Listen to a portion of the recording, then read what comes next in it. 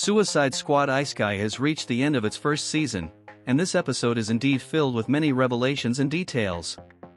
The identity of the Emperor, the outcome of the war against the Undead King, new outfits for the Suicide Squad, and much more, so join me in this video to catch up on everything that happened. Welcome to Comic Chronicles. In episode 9, it was revealed that the Queen was actually the Undead King, and her intention was to be at war against the Empire so that with more deaths, she could increase her power. However, there's a twist, and I'll bring you all the secrets in this video. Before that, if you're a fan of DC and Marvel and want to keep up with superhero news, this is the place for you. Please like this video and subscribe to our channel. Your presence is very important to us, as we create a community of superhero fans that is increasingly engaged, and your subscription and likes motivate us to continue and grow here on YouTube. Thank you so much, and now let's get into the video. The battle against the skeletal undead continues in the kingdom. The episode begins with revelations. The person trapped in a magical sphere inside a skeleton was actually the body of Enchantress, and that's why she is working for the Undead King. She wants her body back. The catch is that if her body is hurt, she feels the pain too, and throughout the episode, we witness this. Clayface and Rick Flag recover her body and are bringing it back to her, but they don't know about this detail and end up bumping and knocking her body against various surfaces. Meanwhile, Peacemaker has trapped the Leviathan by its gills to help Nano in his fight against Killer Croc and the Leviathan, but Croc shows he doesn't care about the Leviathan, leading it to devour Croc once Peacemaker releases it. On the other side of the battle, Cecil gets injured during the fight and hands the bracelets of his armor to Deadshot to increase his firepower. Soon, we see a scene reminiscent of Knights of the Zodiac, where Deadshot dons the bracelets of Cecil's armor and gains a new look. This method of changing appearance was also used in My Adventures with Superman, where Clark puts on his suit in a Sailor Moon-style transformation. Continuing the episode, Enchantress recovers her body, and Deadshot appears flying thanks to the magic from Cecil's armor. Deadshot delivers the other parts of the armor to each squad member and says that Cecil is not dead, just unconscious. Then, Peacemaker, King Shark, Harley Quinn and Clayface don the remaining parts of the armor, getting new looks along with increased firepower. From there, we see several action sequences of the Suicide Squad demonstrating their current power.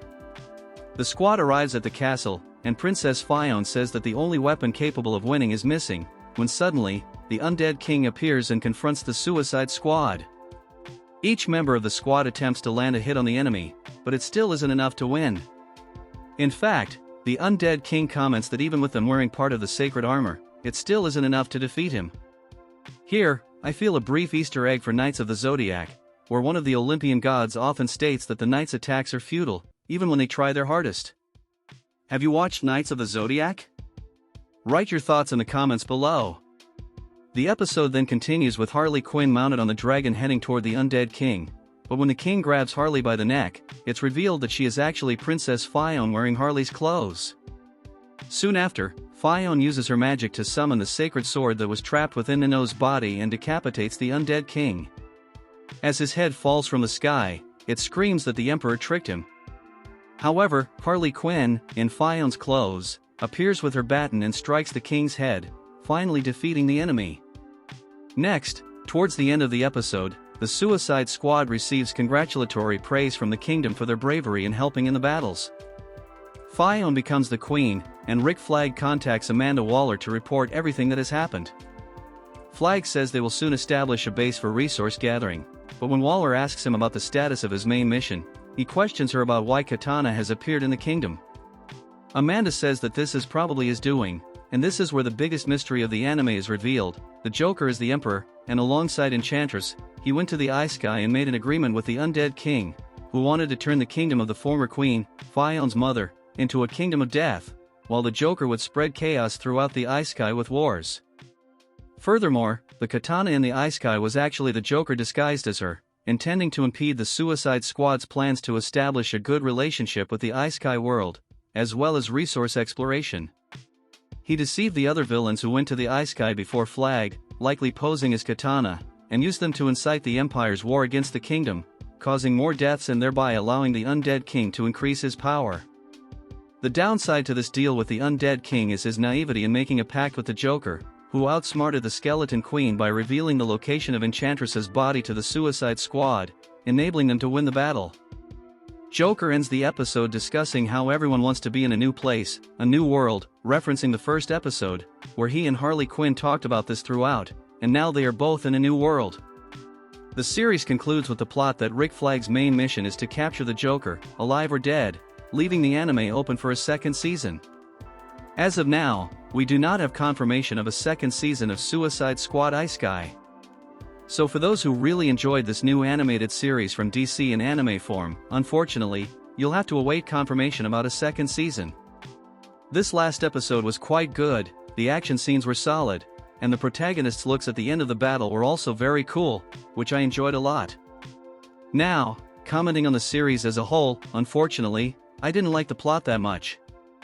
I enjoyed the first episode, episode 7, with the battle against Thinker, was interesting, and episode 10, which revealed the Joker and clarified basically everything that led to this plot, was quite cool at the end, but still, many of the episodes gave me the sensation of watching filler, and as I mentioned in practically all the reviews of this work, the lack of development for the main characters was the major flaw here, in my opinion.